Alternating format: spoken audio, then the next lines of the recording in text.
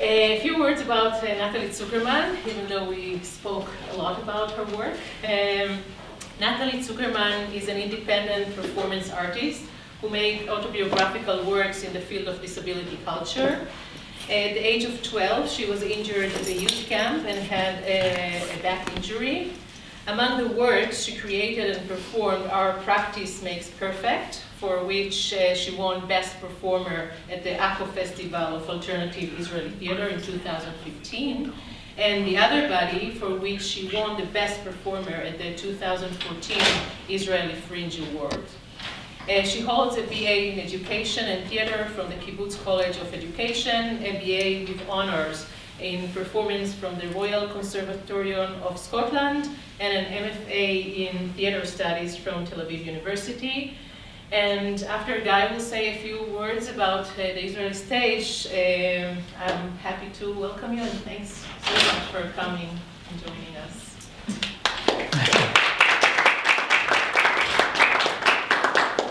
Thank you. Hi, everybody. Ilana. Hi, everybody. My name is Guy Ben-Alon, and after coming back to the United States after a year abroad in Madrid when I was 18, I went to Emerson College right nearby.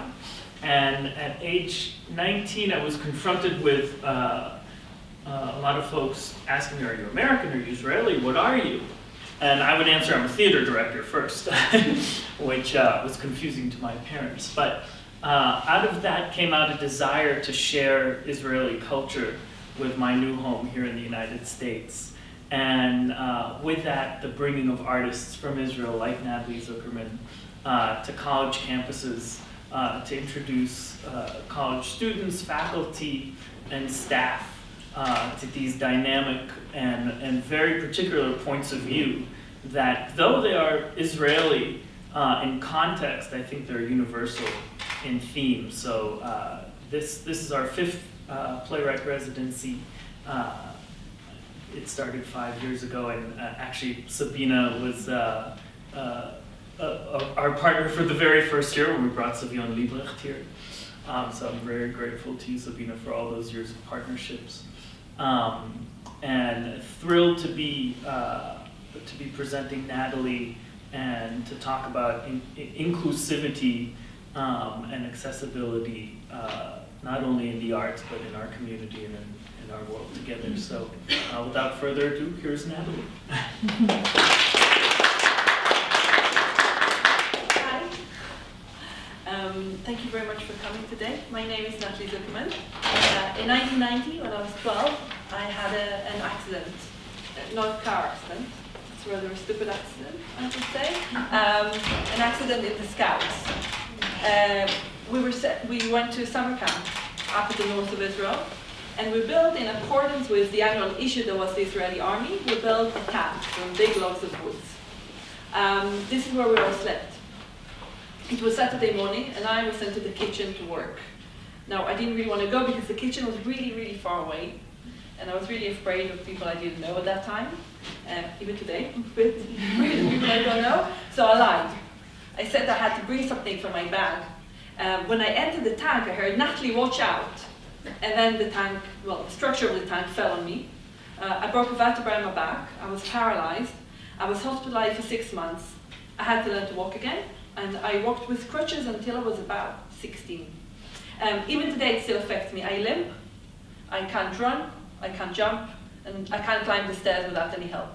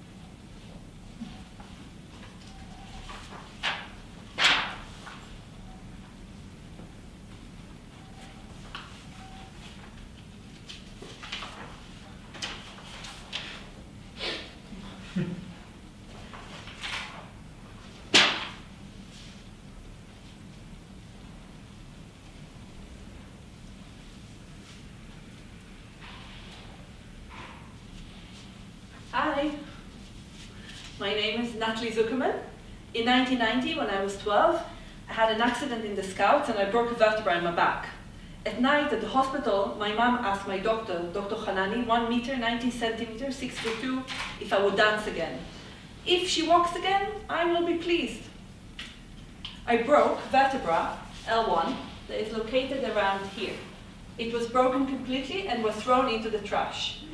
It was replaced with a bone taken from here, my left pelvis. The vertebra above it got twisted and it had to be put back in its place. The surgeon tied the two vertebrae together, the new and the old, and put metal plates on both sides of my spine and left me with a scar. Actually, a few years ago, I had an X-ray and I found out that one of my metal plates is broken.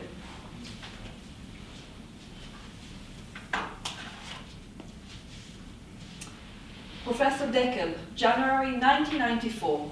Scar length is 23 centimeters at the back of the spine in the thoracolumbar area. The scar is slightly ugly. Also, 10% permanent disability, not functional, due to the long scar on her back, according to section 75 on 1 on B.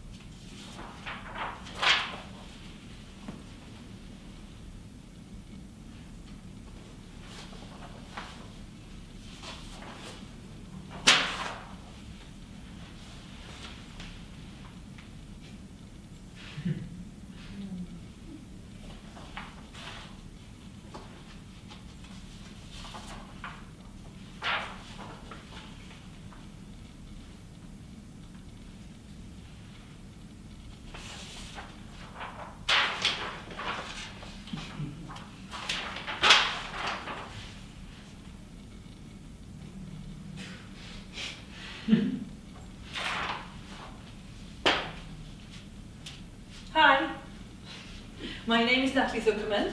In 1990, when I was 12, I had an accident in the Scouts and I broke a vertebra in my back. I was paralyzed, I was hospitalized for 6 months, and I had to learn to walk again. I walked with crutches until I was about 16. Even today, it still affects me. I limp, I can't run, I can't jump, and I can't climb the stairs without any help. Now I'm almost 40, 39, 40. And I graduated not so long ago from Tel Aviv University, finishing my master's in performance. In one of the classes there, I made a short piece, and I got feedback at the end of it, or criticism, from my friend. She said, "You always choose deliberately actions that emphasize your disability."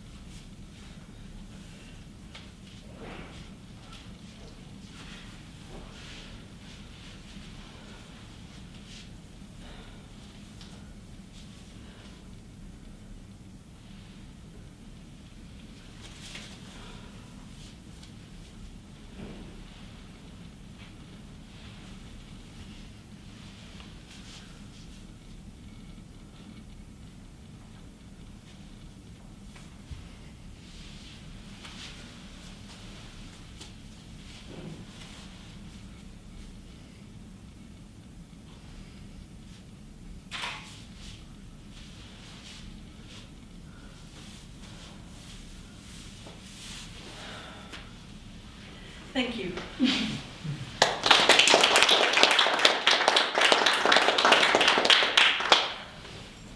March 1991 till 1992. Dr. Shemesh, Professor Melamed, Professor Shako, age 13. There is no doubt that her physical limitation undermine and disrupt her everyday routine and her integration in different social settings. She should be given psychological evaluation and follow-up support once or twice a week to accompany her integration in various social settings. In the X-ray given to her on her release day from the hospital, a satisfactory recovery of the fracture was shown. She does not participate in sport lessons, she doesn't go to the beach, and she doesn't go on school trips. The plaintiff will not be able to work at a job that requires standing and walking. She'll be able to work full-time, only in a position that will allow her to sit down according to her education and skill. The plaintiff seems to be mentally stable and there is no need for therapy. In 2000, I moved to Scotland to study performance. In the first scene of one of the shows I performed in, we were asked to walk like runway models. Pamela, the director, very good friend of mine, she asked me to open the runway show in order to emphasize my limp in comparison with the normal walk of the other models' performers. It was a great success. Everyone thought it was a former model. So the next night she came and said, "Do you mind exaggerating your limp next time?" It just didn't really work and no one noticed it. A social worker, Gidon Haas, December 1992, age 13. In my opinion, this is a girl who is highly motivated, socially accepted by her peers, and is not feeling sorry for herself. She doesn't suffer from depression. She doesn't keep to herself, and I think she accepted the situation in a very positive way.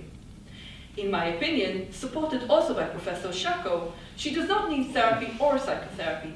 Moreover, I think the victim can serve as an example of a successful rehabilitation. When she will grow up, she will acquire a profession and will become a positive role model in society. Until a few years ago, I used to go on quite a lot on blind dates. And I don't want to sell them a pig in a poke, because eventually the question arises, what happened to your leg? And then what do I answer? So I'd like to tell you about one blind date specific with this guy called Tal. He was quite tall, very good looking, cute. And I think he really liked me too because we flirted. And we were talking and then he asked me what am I working on now. So I told him about the other body, we just started working on it, and about my injury. And while I'm talking, I noticed that he seeps deeper and deeper into his chair. His facial expression ranges between discomfort and agony. Tal, is everything okay? I feel like I'm drowning, but I don't have the right to speak. You know, it's your story. You go ahead. Oh, come on, Tal, it's nothing. You know, I tell the same story since I was 12. Hi, my name is Nataly Zukerman. In 1990, when I was 12, I had an accident in the Scouts and I broke a vertebra in my back. I was paralyzed. I was hospitalized for 6 months. I had to learn to walk again. You know, it's nothing. It doesn't feel like it's nothing. Well, not really the kind of answer you're looking for on your first date, but somehow I managed to get us through it. We talked about Shakespeare and Hamlet, if it's relevant to stage it today or not relevant, but it wasn't really the same. When I go up to leave, my leg really shiver. Now go and explain to him that when I'm nervous, my legs shiver much more and therefore I limp much more. Yes, I can see that you're limping. Well, I was quite obvious that that was the end of the date, but then he turned around and said, "Do you want me to come over?" No. I mean, I teach tomorrow and I have to get up really early. Do you want to come maybe another night? Silence. You know what, Tal? I'm going to tell you what we're going to do. I'm going to give you a kiss on the cheek, and then I'm going to go, okay? Okay.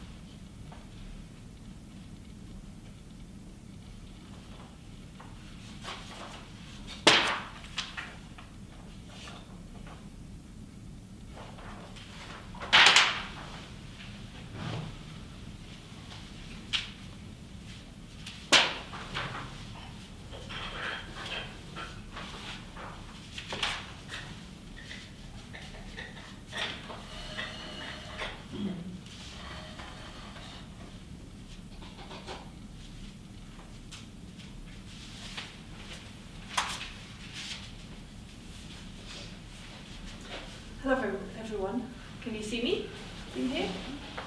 Can you see me? Is that okay? Because I can way up there. And I'll be with my pages, that just the more I feel my courage, I'll be okay, knowing that they're next to me. Thank you very much for coming today to see me. Really appreciate it. And I'm sure most of you know that this is a part of my show, The Other Body. It's a 20 minutes, 15 minutes from a bigger performance. Today I want to talk about my coming out of the disability closet journey. And through that to talk about the Israeli society and its perception of the disabled. So, as you all know by now, my name is Nataly Zukerman, performance artist. And in the last few years, I do many things, but in the last few years, I've been making two shows. One is The Other Body, and the other one is Practice Makes Perfect, as Ilana said. Both can be placed under the category of disability art or artability, but I have to say that in Israel, there isn't a category under that name. We don't have a title or a name for it. We're trying to think how to translate it into Hebrew. There's a few suggestions, but there's not enough people to make a decision how to call it. My identity as a disabled artist is new, and it's a product of a long process of self-acceptance, and it's a product of a long process of putting myself in the middle of the stage saying I'm disabled only at the age of 34. And you probably, well, I don't know probably, but you might ask yourself why? Why it took me so long? Why only at the age of 34 I'm able to actually stand in the middle of the stage and lift a sign over my head saying that I'm disabled? So I think like any good story, we should start at the beginning. I was born in 1978, almost 40 years ago. The eldest daughter out of three, to Nurit and David, living in a nice village, nice home, normative childhood, you can say, white picket fence, a dog, 3 kids. And I was a very creative child. I was into singing and dancing, and that's what I wanted to do. My aunt likes to tell that when, in every family occasion, I made everyone, the whole of my family, dance the hokey pokey. That was kind of my thing. I found a tape not so long ago. My dad recorded me inventing all kinds of songs, like I'm in the Eurovision or something. And I sang it really happily and loudly. It's quite funny to hear. And I danced. I danced in every possible ballet studio in the area where I grew up. And that's all I wanted to be until I was injured. I even remember this crisis I went through with my dance teacher. I wanted to study how to stand on my toes like a ballerina, and she said it was too early. And I was so offended by it and so insulted that my mum had to make amends between the two of us in order for me to come back to dance. So it was a huge part of my life, and I wasn't just dancing, I was a very physical girl. I was in the running team at school, I was practicing gymnastics, and I was the fastest walker in my family, around my friends, that was my nickname. And my physicality was such an integral part of my identity, and the identity that you form for yourself at that age when you're 13, 14. And then I was injured. Before I continue with the story, I want to really explain about my injury first. The doctors explain it as follows. When an able person wants to take a step or to go for a walk, the brain sends a command through the spinal cord, which is an electrical conductor, and then you just take a step, you walk. You don't really need to think about it, you just do it. In my case, my electrical conductor is damaged. Therefore, instead of the command going right through, I have this kind of a short circuit or hiccup, you would say, and that's why you see my leg trembling, or I find it difficult to walk straight away. I need to think about it. That's why I have a problem with my balance, and I fall a lot. So that's just kind of a small understanding of my physicality, and what it really means is that I can't trust my own legs. And I don't know if you have that feeling if you can't trust your own body, but it's not the nicest feeling to have when you carry yourself in the world. And it meant when I was injured that my dream to become a ballerina is over, or to be a dancer.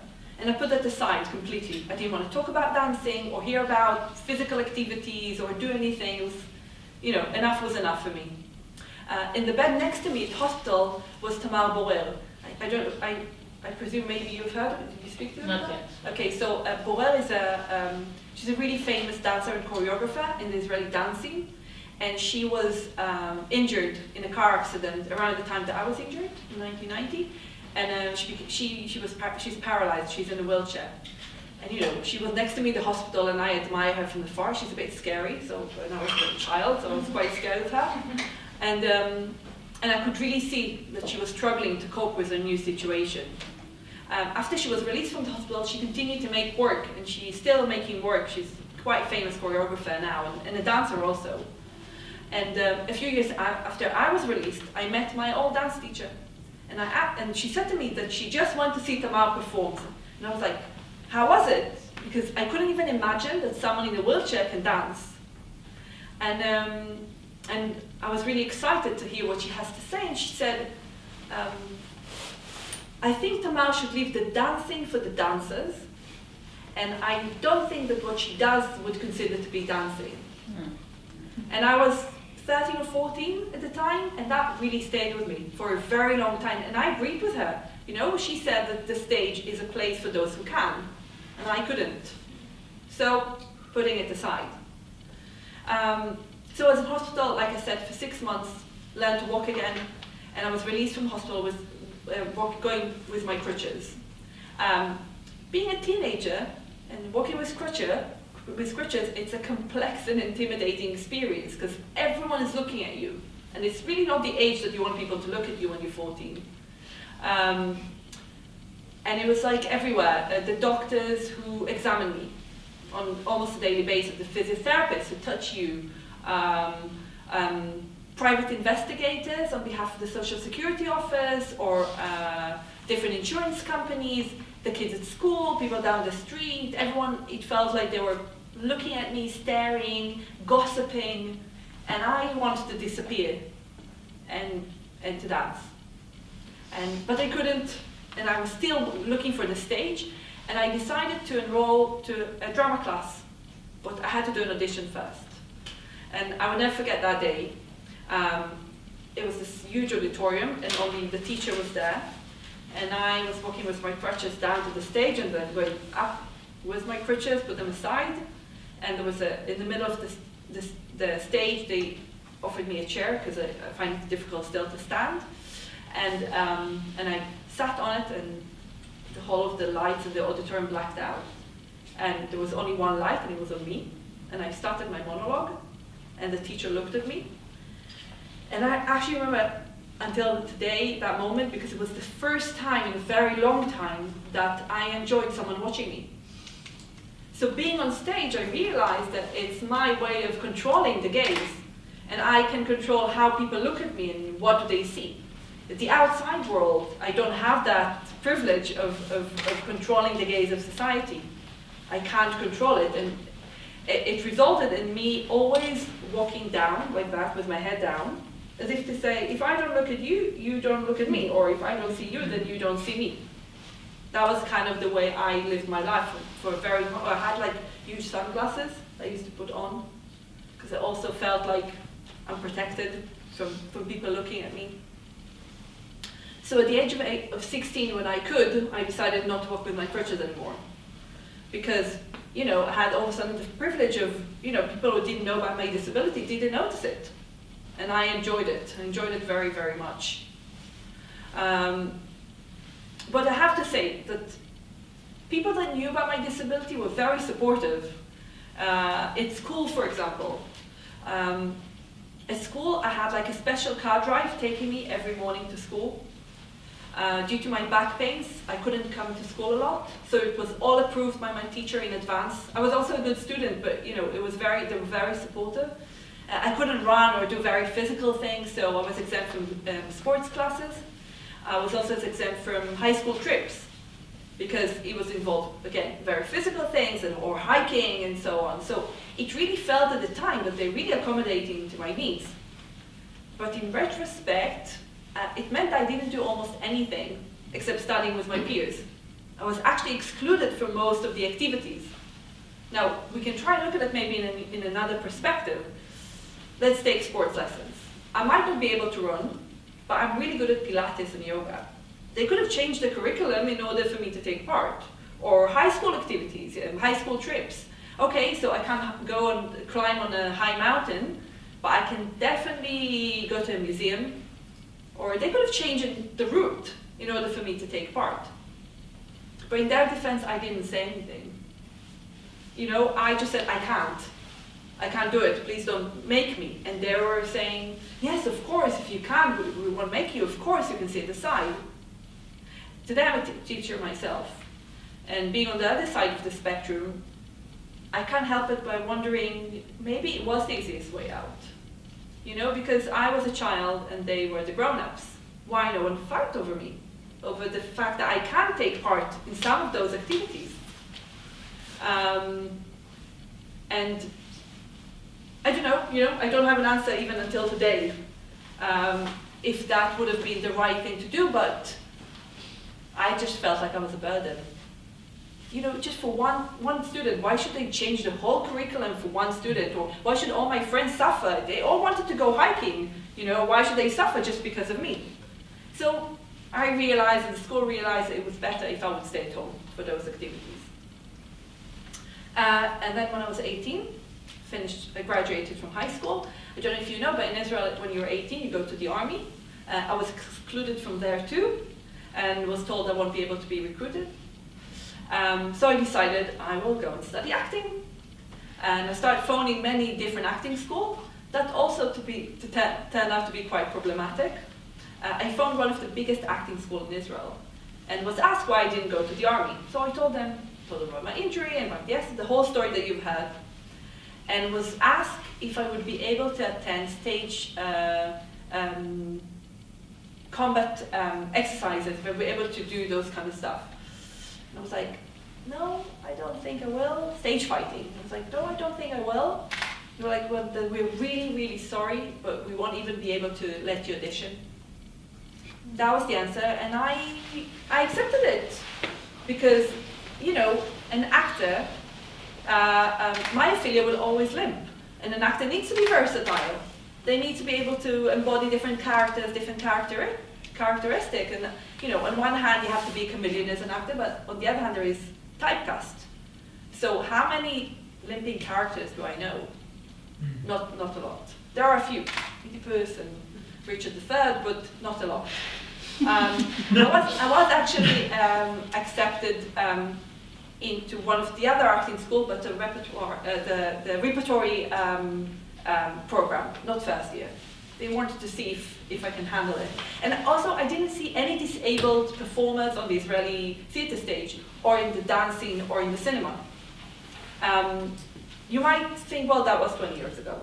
And it was 20 years ago, but it didn't really change. Even today, on the Israeli stage, if there is hearing actors play deaf characters, or disabled characters are played by able actors. I read an interview a year ago with an emerging disabled actress. That's my title to her. She might not say that she's a disabled actress, but that's kind of my title. And she talked about her ordeal of getting into one of the acting schools in Israel. And she said that she kept getting rejected.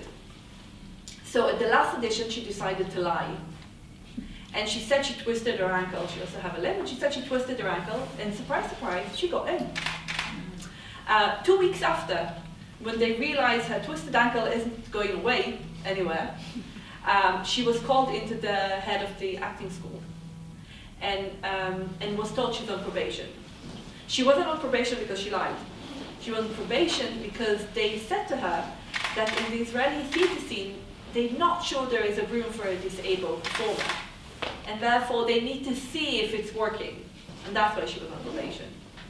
So, bear that in mind, I knew that my place isn't in center stage. And I decided to go and study directing. And I was enrolled to Seminary Kibbutzim College, studied directing. But also when you study directing, you have to take movement classes, and you have to take acting classes. And I couldn't and I was asked to watch, but it was too painful to watch those kind of, people able to do things which I can't, and I didn't even want to watch. But something changed in my last year. One of my tutors asked us to create a theatrical event in which we introduce ourselves to our class. Now, we've been together for 3 years, me and my other friends, so they kind of know everything about me. I was like, what can I tell them that they don't know about me? And I decided to put myself on stage, be myself, and perform action they never saw me perform before. So dancing.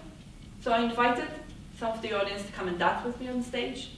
And in another segment, I exposed my back and asked them to color paint my scar. And I remember their reaction, how moved they were and how strong it was. And it was the first time I was like, I like being here. I like being center stage. And I might actually be good at it. And it was like, oh, okay. And not so long after, I decided to move to Scotland to study performance, as I said. I always wanted to study abroad. My dad studied UCLA, my mom studied in London, not anything to do with the arts, but different things. And I was really sheltered as a child because of my disability, and it was my chance to be on my own, find my own independence, look at my body from a new perspective, deal with my situation, not let other people deal with it for me. And I studied Divine Theatre and Performance Art, and it was based on group work and collaborative process. On the first lesson of the first day, we were asked to play tag. Tag involves running, I can't run. So again, going to my tutor and say for the very first time again, hi, my name is Nataly Zukerman, born, the whole story. And it produced a lot of anxiety for me because, it was my first day in a foreign country in English, and I don't want people to know that I've got a disability. I try to hide it. Think about that, that's happening every time on every first occasion. I have to tell my story, and then people go, oh, of course. Oh, I'm so sorry. You don't say I'm sorry, but it's that kind of look of I'm really sorry. And then of course you don't have to do that, you can sit aside. But my tutor didn't say that. He just went and asked me a bunch of questions about my disability, and then said, we don't have that here, like you have to take part. We will change the rules of the game. The rules, the game won't define who we are, we will define the game. Now I know, I didn't know that at the time, that it meant that there are people that can play the game and people who can't play the game. It meant that with the new rules, everyone can play the game. You just have to be creative in order to find it. And that really changed the way I looked at my body and my physicality. And from that day onwards, I decided I'm going to take part in the movement classes. Now, the movement teachers came from the acting department. And again, actors supposed to be this versatile, and I could see they were really struggling to accommodate my needs. It was really hard for them to adapt the exercises, or if I did the exercise not as they think I should, it was really hard for them, or to find beauty in the way I did those exercises, or even, let's say I can't do it. Does it mean I can't be an actress? It was really hard for them, and they had to be really creative, but they tried. And I remember we were asked to make a performance where we choreographed and danced in it, and I did a show with a chair, again, because my chair is my best friend. And I remember his surprised look on his face of my tutor. He was so proud of me because it was actually really good. And I was surprised as he, that the reaction of everyone, it was actually good. You can make work even when you're not, the appropriate criteria, what you're supposed to look like. So that meant I could start shedding the decision of being behind the scenes and living inside the closet. It was kind of like, okay, my physicality can look beautiful on stage. I've got the right to be there. And it was a very important moment for me. And also at that moment I realized that I never associated the word disabled with myself, with my situation. I wasn't disabled, I was the girl with the limp. And that's the way everyone treated me, and I didn't have any disabled friends. Even the people that were in the special drive car to school every morning. They were all disabled. I don't remember any of their names until today. And they went with me for 3 years. I don't remember who they are. I never had any disabled friends. Next to me laid a girl called Liat, and she was injured.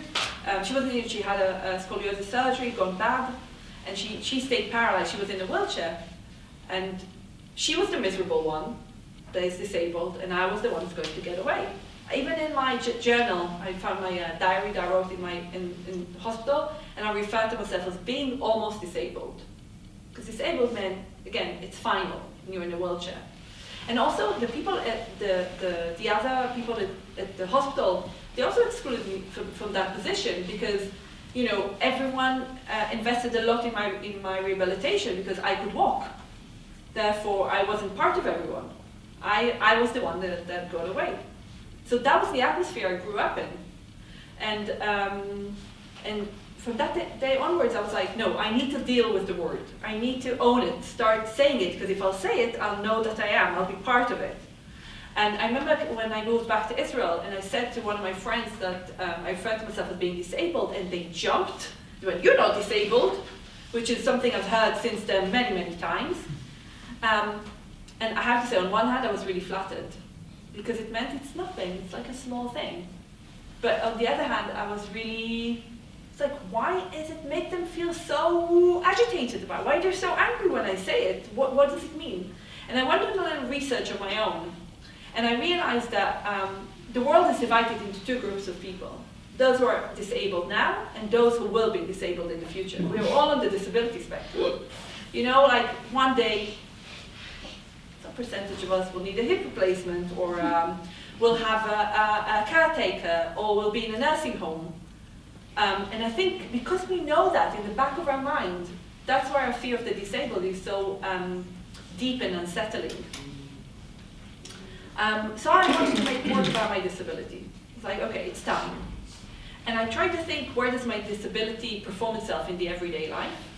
And I was like, okay, at home I don't feel disabled because it's built in accordance to my needs. But when I leave the house, outside, my disability always arises its head.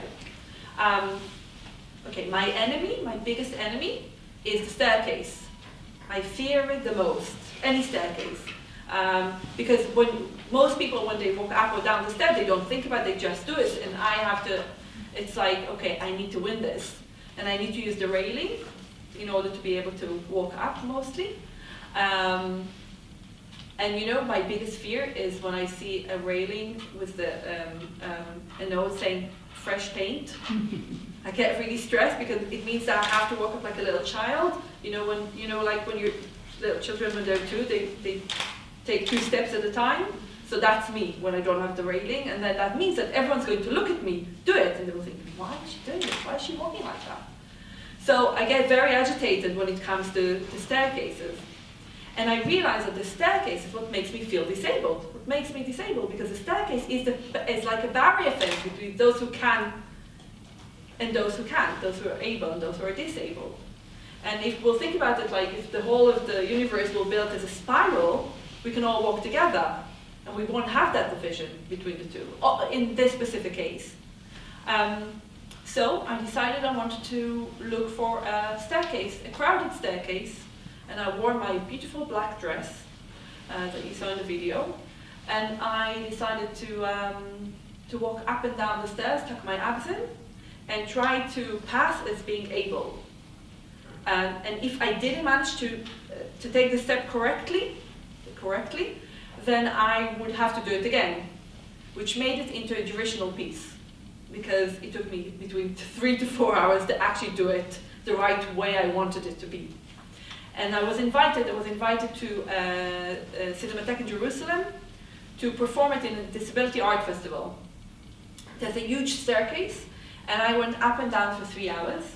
And people with me moved up and down, but I was obviously the slow one, and I was like in the middle of it, and I became the element that interferes in the flow of the crowd. And people were shouting at me, move aside. Just to remind you that we were in a disability art festival. So people shouted at me, move aside, or people were like telling me to take the lift, suggesting it. And in the corner of my eye, I saw this guy. He had crutches with him. And at the end of the show, he came to me and he told me he has cerebral palsy. And he said to me that the reaction I got is the reaction that he gets on a daily basis. And then also I realized that when you're disabled, you perform on a daily basis. You know, like, I don't know, a person in the wheelchair boarding a bus. You know, the bus driver opens the back door and needs to put the ramp down. The person in the wheelchair has to go on the bus. Everyone looks at them like audience looking at an actor. So you perform all day. And it was the first time that the person that we would all say he's disabled said to me, we share the same experience. We share the same feeling. And that was the first time for me that I felt that I was part of a community. That I felt that I'm not alone, you know, and it's time that I stop hiding. And I realized it doesn't matter if I have my crutches or not, I have to claim my rights. When I was 19, the day before a trip to New York, my first trip to New York, I bumped into my parents' coffee table, and I sprained my pinky toe, which is not necessarily connected to my injury, but I couldn't walk because of it, and I had to take my crutches. And the crutches, you know, thanks to them, I didn't have to stand in any of the queues, not in JFK. I didn't have to stand in the queue for Phantom of the Opera, not in the queue for Statue of Liberty. And they gave me an inner affirmation of that I need help, standing or sitting. And without them, I realized I'm really scared because people, if I'll ask for help, no one would believe me. And that's why people used to call me tired, or people used to say that I'm lazy for many years, and that really seeps into deep into my personality. And only in the last few years I realized that me being lazy is actually part of my disability, and because of my disability, everything is much harder for me, therefore I'm more tired, therefore I can't do things. So it was time to claim my rights, and I understood at that point that a person with an invisible disability staying in the closet isn't necessarily indicates on the wish to hide, but rather on the difficulty of exposure. And the difficulty to expose who you are and your identities is one of the essential characteristics of oppression. And I was excluded, and I excluded myself because I believed that that's the way you should do it, because that's the way society looked at us. Therefore, if that's the way they look at us, I need to adopt that look. I need to adopt that gaze upon myself.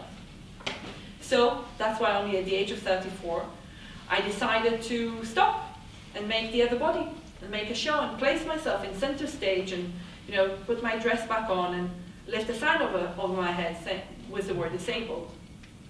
And my story is a private one, but it says something about the Israeli society in general. And I want to tell you a little anecdote that a friend of mine just told me a few weeks ago. And he had a massive argument with another friend of ours, and they talked about the diversity in the political forces in the Israeli society. And I don't know what they were arguing about, but then he said something about the disabled people in the Israeli society, and she went, "What do you mean? They're not a political force in Israel. They're not a political force." She the idea of disability culture, for example, is something she wasn't even aware exists. So bear that in mind. That is the situation in Israel, and she's an intelligent woman. She's well-educated, has a master's. But at the same time, in the last year, there's been a small revolution in Israel. I don't know if you talked about it or not, but in Israel, disabled people, they get a pension. It's a small amount. I'm not qualified for it. I'm not disabled enough. But when you're there, you get about 2,000 shekels, which is really nothing. And if you go to work, you can work, but you can't earn more than that. Which means that you won't have the possibility to not be poor, because you have to pay everything from this amount of pension. And obviously you have friends and family who helps you, but you can't really take care of yourself otherwise. So after a small revolution, I would say it's small, because it still haven't been signed in the government. That's the way the Israeli government works, until they will sign it. But they managed to raise the pension, they double it. And hopefully they'll be able to work, and even if they'll earn more living, they won't have to take some of the amount of it. Like I said, it's not signed yet, but it's a small revolution for people with. And when the way they did it is that they blocked roads. They didn't let people pass, and it was the first time that people were even aware that disabled people get pension or they have a political force. So my little revolution is part of a bigger one, and I really hope that in the Israeli society, maybe not now, but in recent years, that will be developed much more. Well, thank you very much for